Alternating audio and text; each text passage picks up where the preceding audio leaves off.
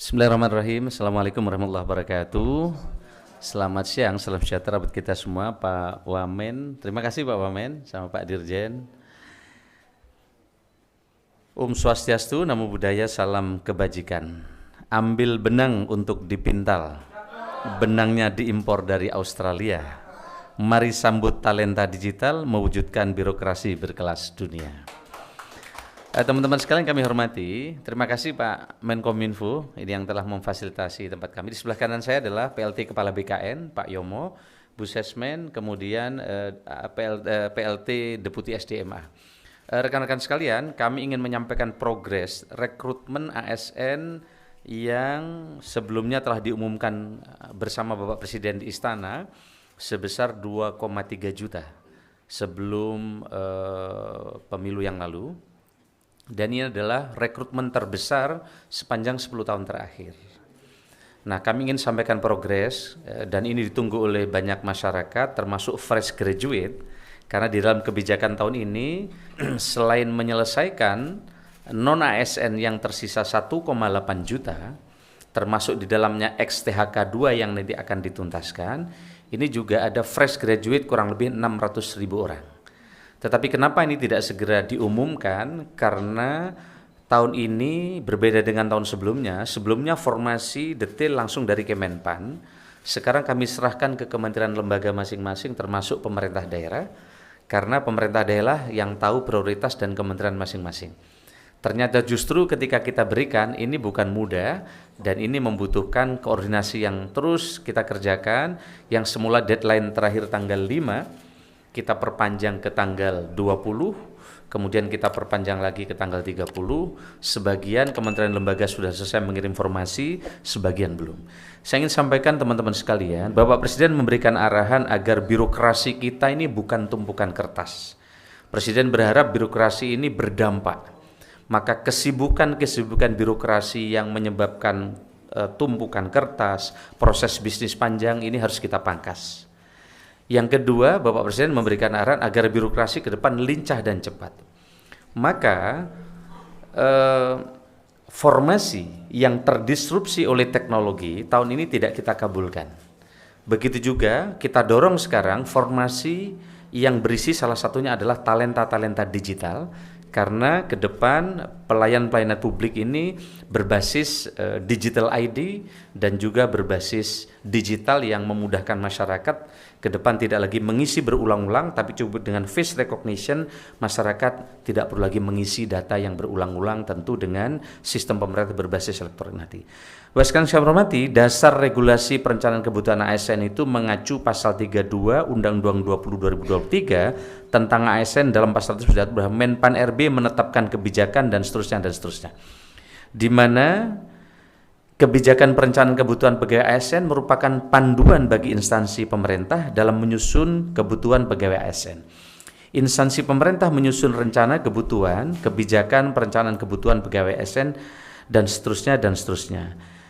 Ibu dan Bapak sekalian saya hormati, kami ingin sampaikan bahwa berikut merupakan alur perencanaan kebutuhan ASN tahun 2024. Ini adalah alurnya, di mana pengusulan kebutuhannya dari instansi pemerintah, kemudian sebelumnya dari surat Pan RB, kemudian ada sarana prasarana yang mesti disiapkan dengan BKN, kemudian verifikasi, validasi rincian ada di BKN, dan seterusnya. Saya tidak ingin menjelaskan ini karena ini nanti akan terlalu teknis dan panjang.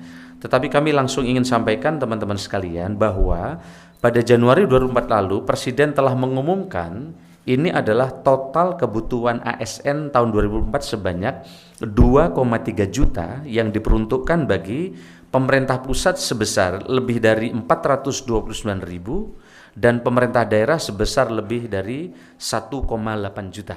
Ini yang kita Bapak Ibu bisa lihat. Kebutuhan tersebut tersebar untuk tenaga guru, tenaga kesehatan, dan tenaga teknis lainnya, termasuk untuk memenuhi ASN di Ibu Kota Nusantara. Nanti kami ingin sampaikan berapa yang sekarang sudah formasi dikeluarkan pemerintah untuk Ibu Kota Nusantara. Dan juga khusus penyelesaian talenta-talenta untuk talenta digital masa depan yang dibutuhkan oleh pemerintah. Penyusunan rincian kebutuhan ASN 2024 telah dilakukan tanggal 15 Maret 2024 sampai dengan 29 Maret 2024, diperpanjang hingga tanggal 30 April 2024. Namun masih terdapat instansi yang belum selesai melakukan rincian usulan, khususnya instansi yang mendapatkan alokasi formasi cukup besar. Kendala keterlambatan instansi yang disampaikan antara lain, instansi masih melakukan pemetaan jabatan. Salah satunya misalnya ada satu kementerian yang mendapatkan formasi 110.000 karena ini memang harus diselesaikan tuntas instansi vertikal dari atas sampai ke bawah sehingga memerlukan waktu. Keterlambatan informasi terhadap data non-ASN baik terkait jumlah pegawai, kualifikasi pendidikan, serta jabatan yang diusulkan. Kemudian belum selesainya memutakhirkan data jabatan oleh instansi pada pelayanan elektronik SIASN BKN. Nah, berdasarkan dasar usulan yang diajukan oleh PPK atau Pembina Kebagian Instansi Pemerintah, Menpan RB telah memberikan persetujuan prinsip formasi ASN tahun 2004 dan telah diserahkan kepada PPK pusat dan daerah. Total persetujuan prinsip formasi 2024 sebesar 1.289.824 formasi yang terbagi menjadi 427.650 formasi pada instansi pusat dan 862.174 formasi pada instansi daerah. Jadi di pemerintah daerah ini formasinya sangat besar. Nah, hingga tanggal 2 Mei 2024 pukul 20, 602 instansi pemerintah telah melakukan rincian ke dalam sistem layanan perencanaan SIASN BKN dengan rincian sebagai berikut. 4 instansi belum membuat rincian formasi, mohon maaf saya tidak menyebut instansinya, jadi tadi teman-teman nggak perlu nanya kepada kami. 36 instansi yang sedang menyusun rincian formasi, 39 instansi telah selesai menyusun rincian formasi, namun belum mengajukan digital signature atau DS SPTJM oleh PPK. Jadi harus ada surat pertanggungjawaban mutlak sehingga nanti jika diakibatkan formasi nama orang terkait dengan P3K jika ada yang keliru, nanti PPK-nya akan bertanggung jawab. Kemudian 371 instansi sedang dalam proses verifikasi dan validasi rincian formasi oleh BKN dan 152 rincian usulan instansi yang telah selesai verifikasi dan validasi oleh BKN dan sedang menunggu digital signature peraturan teknis kepala BKN. Nah, berdasarkan data tersebut kami ingin sampaikan pemenuhan talenta digital untuk penempatan di IKN sebanyak 2.906 formasi yang sekarang dan ini terus akan bertambah. Kemudian pemenuhan talenta digital untuk pemerintah daerah sebanyak 19.817 yang formasinya. Kemudian pemenuhan SDM APIP atau auditor karena ini menjadi arahan Bapak Presiden untuk mendorong tata kelola pemerintahan yang lebih bagus. Fresh graduate tahun ini juga diperuntukkan untuk auditor.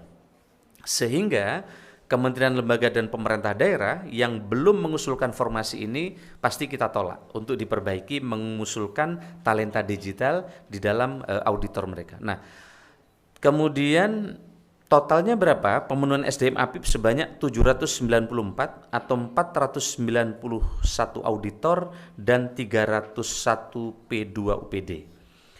Di sisi lain pemenuhan SDM untuk penempatan di IKN sebanyak 71.643 formasinya sampai sekarang ya, yang terdiri dari 14.114 CPNS dan 57.529 P3K. Di samping itu, pemerintah juga membuka jalur penerimaan CPNS pada 8 instansi penyelenggara sekolah kedinasan dengan alokasi sebanyak, yang ini pertama kali kami umumkan pada kesempatan ini teman-teman sekalian, karena dari beberapa hari kemarin kami belum selesai, baru selesai hari ini dan kami sampaikan di depan publik untuk pertama kalinya untuk formasi sekolah kedinasan. Ada 8 instansi penyelenggara sekolah kedinasan dengan alokasi sebanyak 3.445 formasi yang tersebar pada sekolah kedinasan dengan rincian sebagai berikut. Kementerian Keuangan atau Politeknik Keuangan Negara atau STAN sebanyak 722 formasi. Ini yang ditunggu karena mereka begitu masuk, seleksi ketat, lulusannya mereka langsung jadi PNS. Kementerian Dalam Negeri, Institut Pemerintahan Dalam Negeri sebanyak 721, Badan Intelijen Negara atau BIN, Sekolah Tinggi Intelijen Negara sebanyak 400, Badan Cyber dan Sandi Negara, karena kita sedang mendorong penguatan digitalisasi yang aman, maka Sekolah Tinggi Sandi Negara kita beri formasi tahun ini sebanyak 105, Badan Pusat Statistik atau BPS, yaitu Politeknik Statistik atau STIS sebanyak 355. Kementerian Hukum dan Hak Asasi Manusia atau Politeknik Ilmu Pemasyarakatan dan Politeknik Imigrasi sebanyak 400. Kementerian Perhubungan ada 22 sekolah kedinasan, kita siapkan formasi 622. Dan Badan Meteorologi, Klimatologi dan Geofisika atau BMKG, karena tantangan climate change, global warming ke depan sangat besar, maka Sekolah Tinggi Meteorologi, Klimatologi dan Geofisika kita siapkan SDM unggul untuk masuk di tempat ini, yaitu sebanyak 120 orang untuk sekolah kedinasan ini. Setelah penyerahan persetujuan izin prinsip sekolah kedinasan, pembukaan pendaftaran sekolah kedinasan tahun 2024 direncanakan akan dilaksanakan pada minggu kedua bulan Mei setelah penyelenggaraan sekolah kedinasan berkoordinasi secara teknis dengan BKN.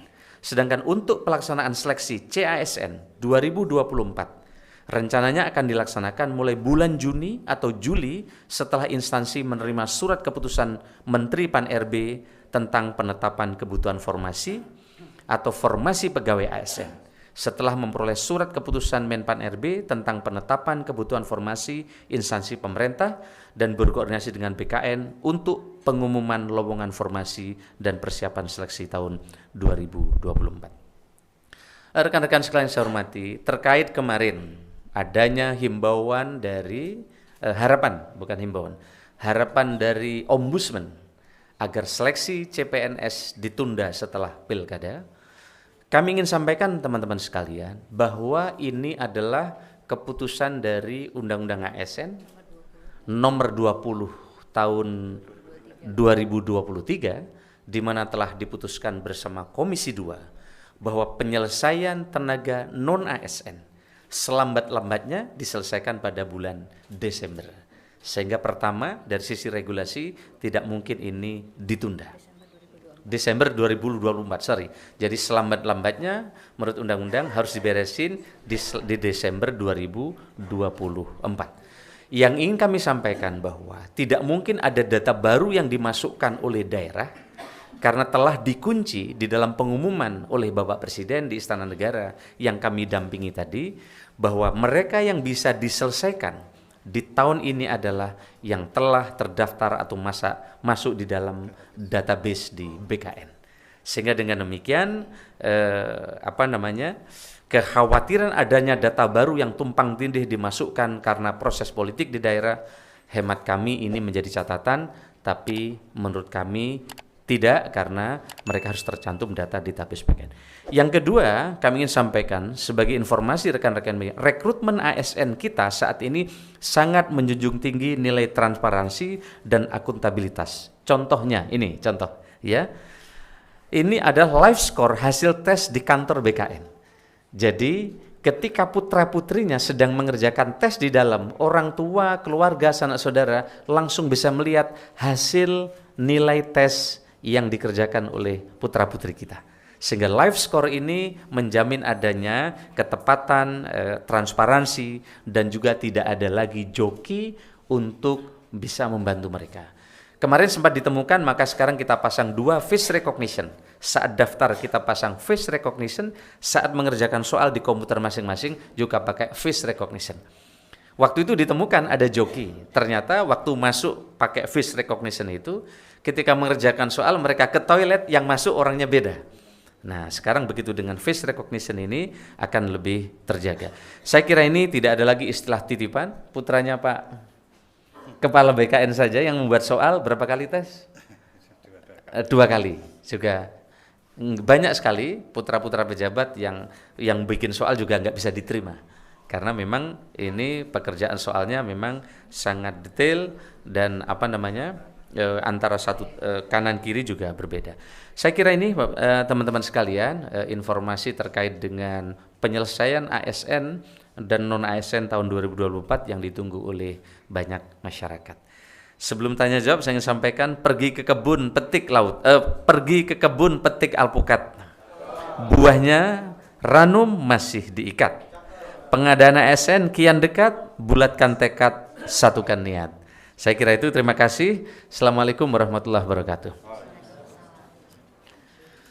Rekan-rekan ada yang mau ditanyakan? Oke.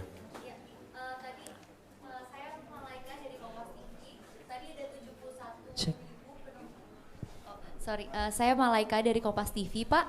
Tadi ada 71.000 penempatan SDM di IKN. Itu untuk pos mana saja ya, Pak? Ada rinciannya kah?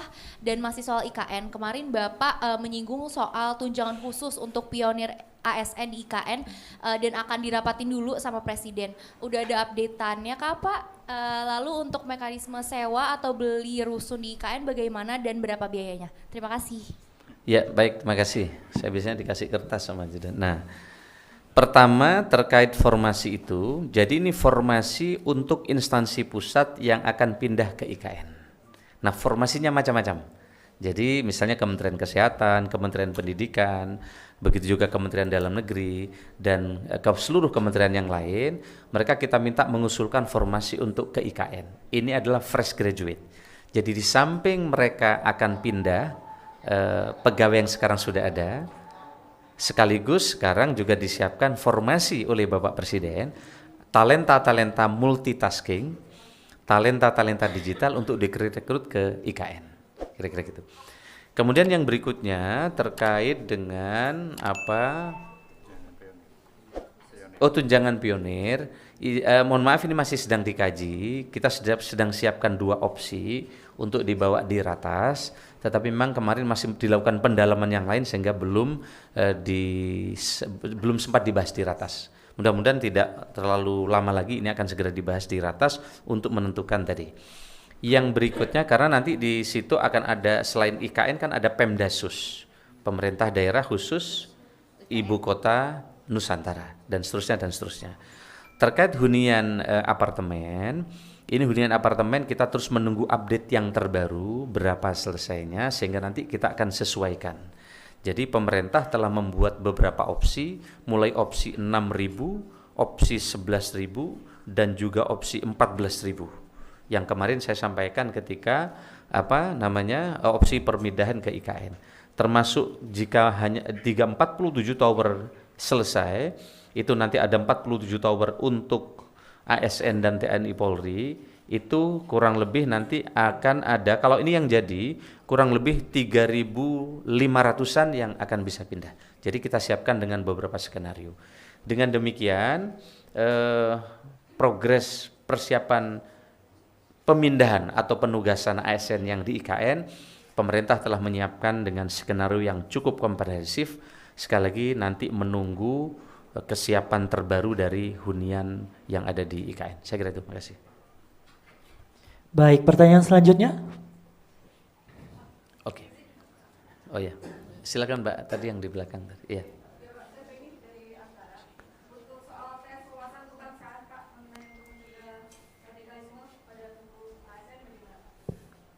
Baik, terima kasih.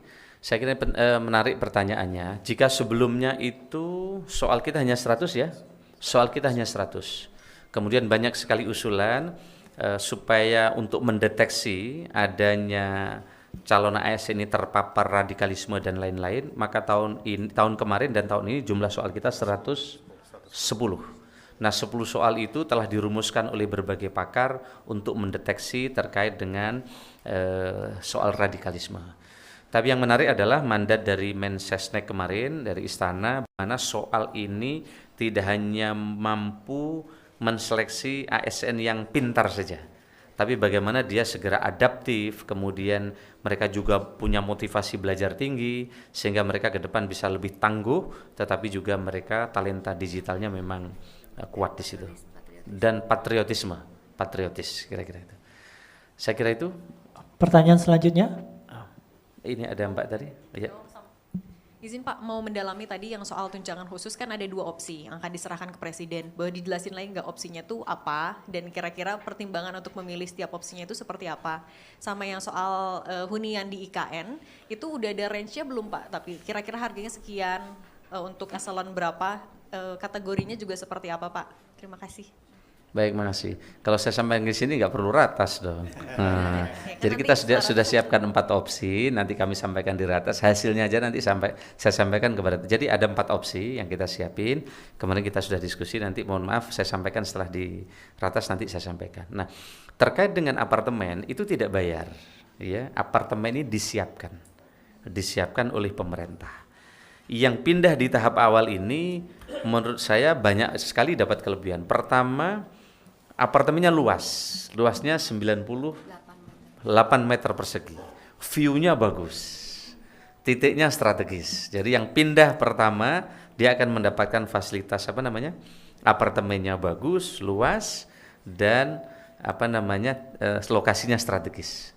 Jadi view-nya itu 180 derajat lihat alam. Jadi ASN insya Allah lebih fresh di sana.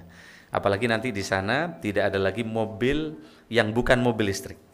Mbaknya punya mobil Mercy pun kalau nggak listrik nggak boleh masuk. Jadi di situ memang sangat segar dan kemarin Pak Menteri PU lapor kepada Pak Presiden jalannya itu kalau nggak salah akan ada 9 lajur ya, sehingga cukup besar sehingga jalur itu selain untuk kegiatan di IKN itu direncanakan oleh Bapak Presiden setiap bulan akan ada festival budaya sehingga bisa menjadi pertemuan kebudayaan nasional dan internasional di IKN. Dan kemarin progres terbaru dari Pak Mensesnek, di setiap apartemen di bawah segera akan ada sekolah-sekolah sebagai daya dukung bagi putra-putri ASN yang akan pindah. Mulai TK, SD, SMP, SMA yang unggulan yang sedang segera dipersiapkan oleh pemerintah. Saya kira itu. Pak, ini Pak dari Jawa Pos, mendalami terkait permintaan dari Ombudsman. Tadi Bapak sempat menyebut sudah ada recognition dan sebagainya. Kita tahu bahwa Ombudsman menyebut bahwa tidak ingin membuat proses CASN ini kemudian menjadi alat politik. Nah, apakah sudah ada caranya mengingat memang biasanya kemudian saat kampanye dijadikan janji politik. Bisa nggak sih seorang calon kepala daerah kemudian menjanjikan itu dan sistem bisa mencegah itu nggak? Seperti itu Pak. Makasih. Ya, saya kira Presiden kan sudah mengumumkan di Januari kemarin bahwa akan ada formasi 2,3 juta, udah jelas. Dan akan ada penyelesaian tenaga non ASN itu 1,7 juta, 1,7 juta. Dan kita juga sudah umumkan bahwa data non ASN yang bisa diselesaikan adalah harus sudah masuk di database BKN. Yang tidak ada di database BKN tidak bisa diselesaikan. Jadi dikunci di situ. Mungkin teman-teman di Ombudsman mungkin sebagian belum mendapatkan informasi ini. Yang kedua adalah seluruh data yang masuk di BKN harus surat pertanggungjawaban mutlak kepala daerah. Memang dulu mungkin ya di daerah-daerah untuk pengangkatan tenaga non ASN ini kadang mereka dijanjikan, tapi sekarang kan udah nggak boleh lagi. Sekarang tidak boleh lagi ada pengangkatan tenaga non ASN. Ya, jika ada pengangkatan tenaga non ASN itu menyalahi undang-undang, menyalahi aturan. Sehingga para kepala daerah yang berjanji akan kampanye, mereka tidak bisa lagi ngangkat kecuali nanti mereka yang meninggal, yang mengundurkan diri itu bisa diisi, itu pun nanti prosesnya akan sangat ketat. Untuk seleksi CPNS tidak mungkin, tidak ada celah menurut saya. Karena semua masyarakat sekarang bisa mendaftar dan masyarakat bisa mengontrol siapa yang diterima dan mereka juga langsung bisa tahu hasilnya, hasil tes seleksi. KPK saja tes di tempat kami, begitu juga Akmil, kemudian Kemlu, para diplomat sekarang sangat ketat karena tesnya juga ikut di tempat kami, begitu juga Kejaksaan Agung, Mahkamah Agung. Yang tahun ini Kejaksaan Agung kita beri formasi cukup besar, yaitu 44.000 Ya, 40 ribuan formasi hari ini kita berikan ke Kejaksaan Agung dengan harapan ke depan jaksa-jaksa yang baik, yang kompeten, yang punya talenta digital akan terpilih. Begitu juga di Mahkamah Agung ya. Di Mahkamah Agung total berapa sekarang? Untuk hakim, Pak. Hakim berapa ya? Hakim mencapai 20 ribuan. Oke. Tahun ini kami ingin umumkan juga teman-teman sekalian, ada formasi untuk hakim. Jadi untuk teman-teman dari yang punya latar belakang yang sama, yang punya keinginan untuk menegakkan hukum di Indonesia, teman-teman bisa melamar untuk menjadi calon hakim yang tahun ini formasinya kurang lebih 20 ribu, jadi sangat besar. Sehingga dengan demikian di daerah-daerah yang selama ini kekurangan hakim akan segera bisa terisi.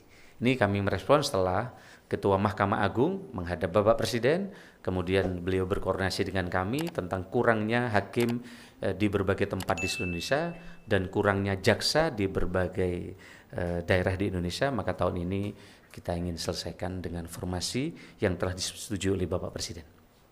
Satu lagi mungkin Bapak. Ada lagi yang ingin bertanya? Awak media? Cukup mungkin ya. Cukup? Baik teman-teman sekalian, kenapa? Ada yang urgent enggak tuh? Oke, saya kira ini terima kasih banyak. Mudah-mudahan informasi ini bisa diterima oleh teman-teman di seluruh Indonesia yang memerlukan informasi ini. Segera apply sesuai dengan dan siapkan berbagai persyaratan. Nanti buka di akunnya SCISN yang ada di BKN. SCISN yang ada di BKN, dan nanti kami juga akan terus pantau berbagai perkembangan. Pesan kami, jangan percaya kepada siapapun yang menjanjikan akan bisa membantu mengantar diterima menjadi PNS. Ya, sekali lagi pesan kami, jangan percaya kepada siapapun. Putra kepala BKN aja nggak diterima. Padahal beliau yang nyiapkan tim, yang nyiapkan soal. Dan banyak sekali putra-putri para pejabat Indonesia tidak diterima. Kenapa? Karena sistemnya sudah digital, sudah pakai CAT.